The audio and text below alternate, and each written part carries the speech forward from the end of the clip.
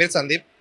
తెలంగాణలో చూసుకుంటున్నాను, తెలంగాణ ఏరియా మొత్తం. యాక్చువల్‌గా మా కంపెనీ ప్రొడక్ట్స్ వచ్చేసి ఈ పబ్లిక్ హెల్త్ డివిజన్‌లో చాలా రకాల ఈ పెస్ట్ కంట్రోల్‌లో యూజ్ చేసే ప్రొడక్ట్స్.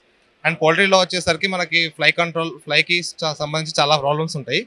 దానికోసమని కొన్ని డబ్ల్యూహెచ్ఓ అప్రూవ్డ్ ప్రొడక్ట్స్ ఏవైతే స్మెల్ లేకుండా ప్లస్ ఈ పక్షులకి హానికరం కాకుండా ఉండే ప్రొడక్ట్స్ తీసుకొచ్చారు ఇందులో. దీంట్లో మెయిన్‌గా వచ్చేసి ఈ టెంపిడ్ అనే ఒక ప్రోడక్ట్ ఉంది. దీంట్లో డ్యూయల్ మాలిక్యూల్ టెక్నాలజీ ఉండడం వల్ల చాలా రోజుల వరకు మనకు ఎఫెక్ట్ చూపిస్తుంది పౌల్ట్రీలో షెడ్స్ పైన. ఎక్కడ అంటే మనం షెడ్స్లో ఉండే నెట్ కానీ లేకపోతే ప్లాట్ఫామ్ పాత్వే కానీ చుట్టూ ఉండే మన కర్టెన్స్ ఉంటే వాటి మీద స్ప్రే చేసుకోవచ్చు. అక్కడ ఎప్పుడైతే ఈగలు దాని మీద వాళ్తాయో ఇమ్మీడియట్గా ప్యారలైజ్ అయి చనిపోతాయి అనమాట. అట్లా ఈ ప్రోడక్ట్ ఒకటి పనిచేస్తుంది. దీంట్లో రెగ్యులర్ యూసేజ్ కోసం వచ్చేసి రెస్పాన్సర్ అని ఒకటి ఉంటుంది.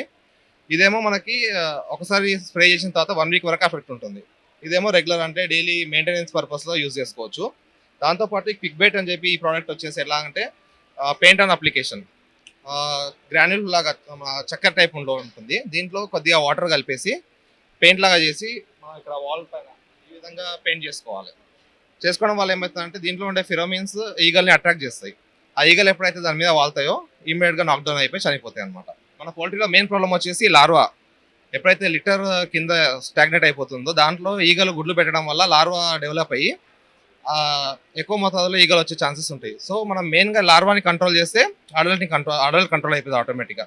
దానికోసం ఇది ఒక ప్రోడక్ట్ ఉంది మన దాంట్లో బైలార్వా అని చెప్పేసి. ఇది ఎలాగంటే 1 లీటర్ వాటర్లో 1 గ్రామ్ కెమికల్ వేసేసి స్ప్రే చేసి మొత్తం లీటర్ పైన స్ప్రే చేసుకోవాలి.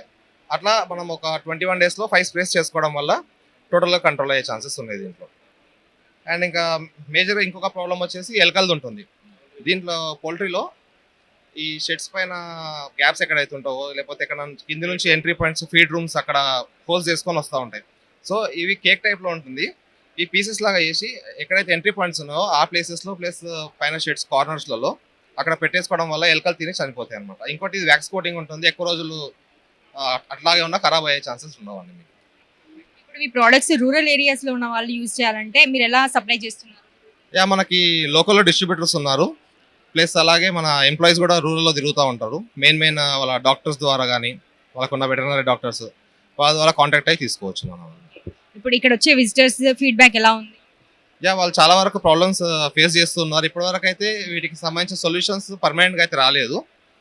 ఈ కొత్త విధంగా అంటే బర్డ్స్కి ఏవైతే హార్మ్ఫుల్ కాకుండా ఉన్నాయో మంచి రిజల్ట్ ఉందండి. వాళ్ళకి మంచి రెస్పాన్స్ చూపిస్తున్నారు.